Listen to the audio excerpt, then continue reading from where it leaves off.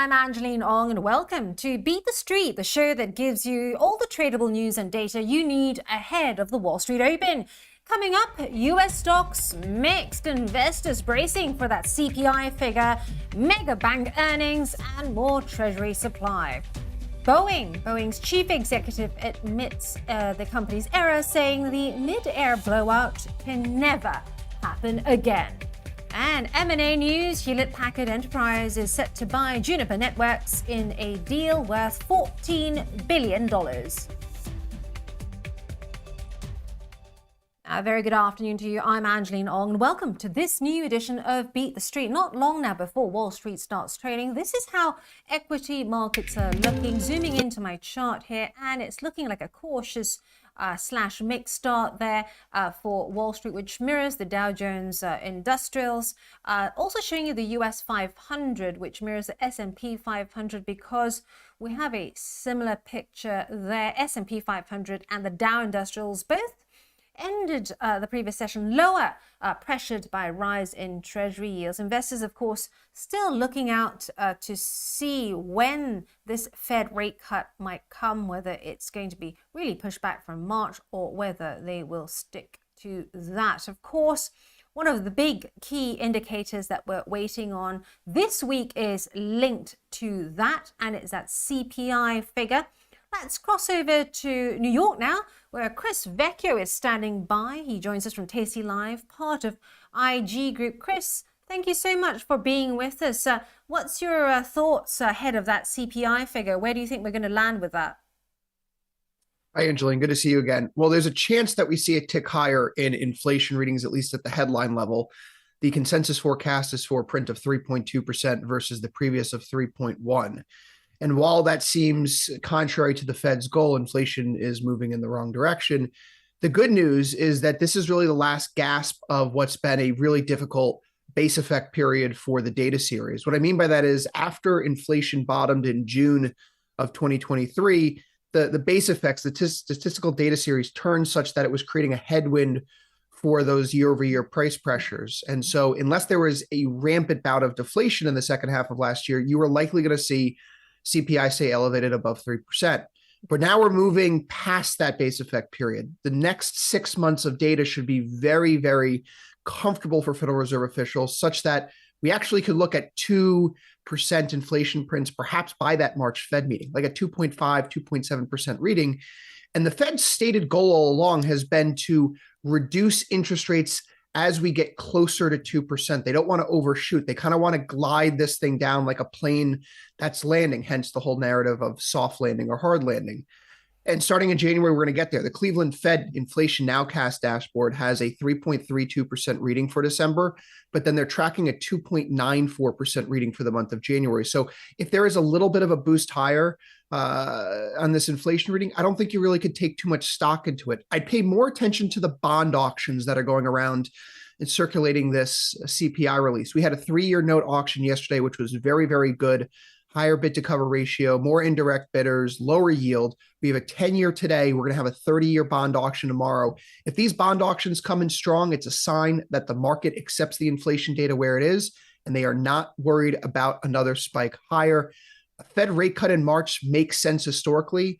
8 months after the final Fed hike, the Fed typically begins its cutting cycle, and March 2024 is 8 months after the final hike in July 2023. That's really interesting, that timing watch. Of course, we've also got the big US banks reporting later on in the week. Is this likely to cause shudders across the market? I've been speaking to quite a few strategists. They're saying that the numbers are likely to be good, but watch out for the margins. That is true. Right now, financials actually have the fourth weakest earnings estimates for the fourth quarter among all of the major sectors. We should see some improvement in terms of their asset books because Treasury yields have moved lower. And we know that there are these large unrealized losses sitting on many banks' balance sheets as a result of them effectively buying Treasuries at the top in 2020 and 2021. So that should improve. Net interest margins, on the other hand, the way that banks make money, they're kind of in the middle of a struggling period, and they're probably not going to see much improvement here in the fourth quarter just yet. So I wouldn't look for anything too astounding. But this is going to be an earnings period of the haves versus the have-nots. The big banks, your Citi, your JP Morgan, those are going to do well. They remain strong-footed after the commercial real estate issues we've seen over the past year. They remain strong after the community banking issues we've seen last year. The regional banks, on the other hand, are probably still going to struggle.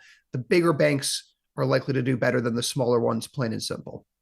Thanks very much, Chris Vecchio there from Tasty Live, part of IG Group. Now, just checking in on Boeing for you, because Boeing has been hogging the headlines recently after that blowout. Boeing's shares currently showing some easing there. It's all sessions on the IG platform. Actually, it's gained 0.33%. So after those two losses there, if you can see these two red candles, Boeing's CEO says it will ensure that an accident like the Mid-Air Alaska Airlines panel blowout can never happen again. This is according to Dave Calhoun from Boeing, of course. Now, the interesting thing now is the checks that are taking place and also how and why this happened. At the same time, the US plane maker has more than 170 jets grounded for a fourth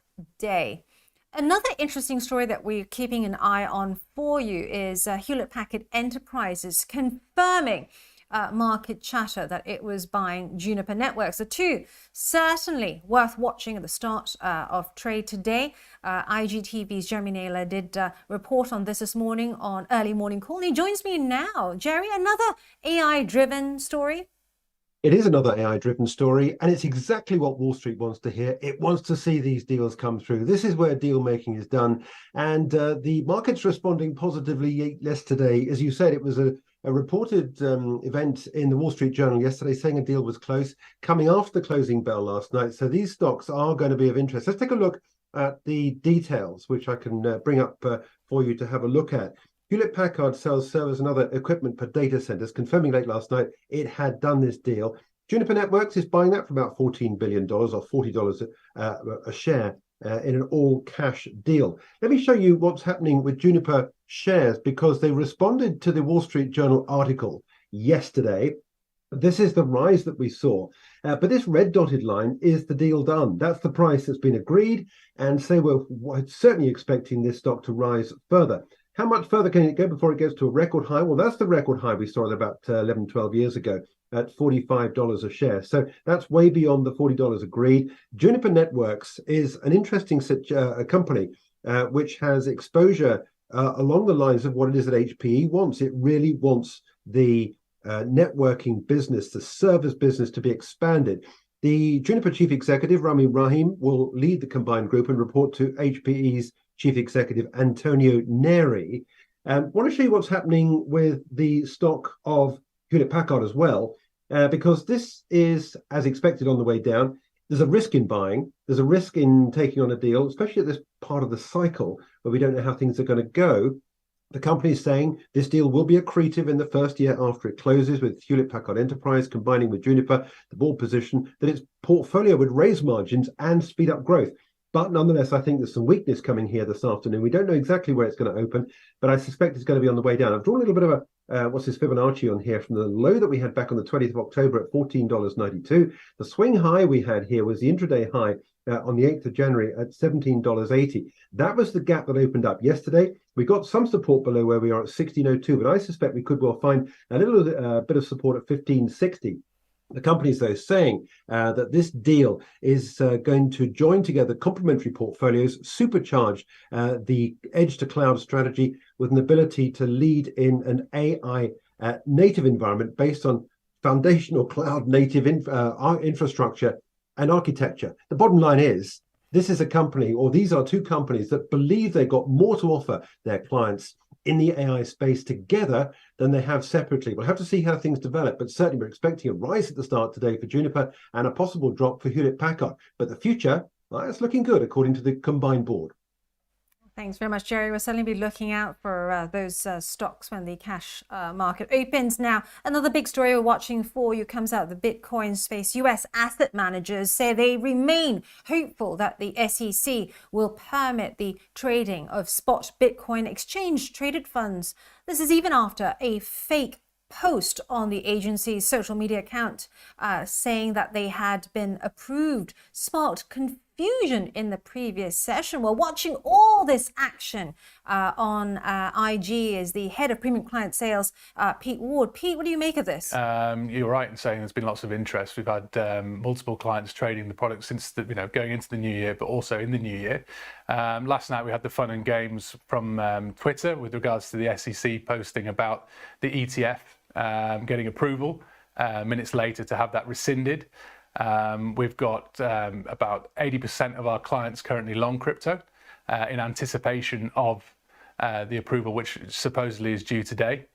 But yeah, it's a market and an asset class that gets a lot of attraction from our client base. Now, the Nikkei has hit more than 3-decade high, and IG's Axel Rudolph has been out with his charting tools. Where to next for the Nikkei, Ax? The Nikkei 225 is really interesting, I believe, because this morning it actually hit a 34-year high, taking us back to levels last traded in January of 1990. And it happened as we broke through some key resistance. As you can see here, we had resistance going back all the way to June of last year.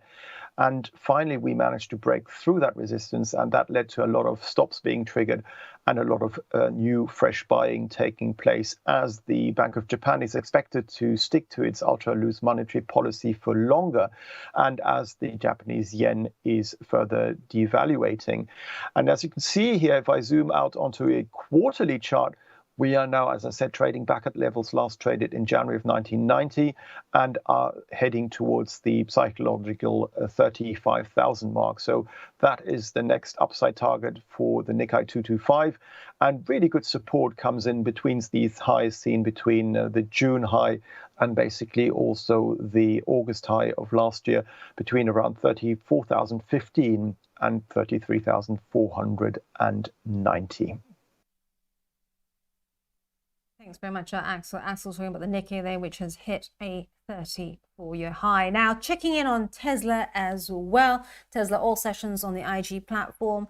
Checking on this stock after the EV maker launched a restyled version of its Model 3 in North America and kept the prices unchanged. This is according to the company's website and a post on X. What's interesting about the space as well is that in terms of the global auto industry, Volkswagen and Toyota's 2023 market share shrank. That's right, got smaller. Whereas BYD, which stands for Beyond Your Dreams, led its home market with a 12.5% share, up from 8.8% in 2022. It must be said that these numbers coming from the CPCA, which is the China Passenger Car Association. Still, BYD did dethrone Tesla as the world's top EV seller in Q4. And for more analysis on this, do tune in to Jeremy Naylor's recent story on Tesla and BYD. And oil, just checking in on oil for you as well, because this has been a very, very interesting space for our clients who trade geopolitics as well, because there's been so much volatility in this space. So lots of entry and exit points for IG clients. This is a view on crude, and we are seeing that oil is creeping slightly higher, 1.4% higher for that financial instrument. Let's take a look at Brent for you, because you'll see a similar picture as well. So also Brent coming up slightly after quite a few sessions of sharp losses. All this coming as we've got a headwind of, or a cocktail rather, of different things happening in this space. One, underpinning the price of oil, of course, the geopolitical concerns in the Middle East, and also Russia and Ukraine, Israel, Hamas as well, and the shutdown of a top Libyan oil field. But at the same time, we've also got rising US output, and of course those concerns about weak economic growth. Now, before we go, a quick look at Wall Street for you. As I said, a mixed look there at the markets, which suggests a mixed open, cautious but mixed open when the cash open starts.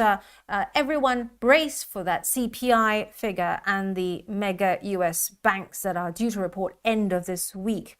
Well, that's it for this edition of Beat the Street. For more analysis, do join me on @Angeline Ong or @IGCom on Twitter. Until then, this is IGTV.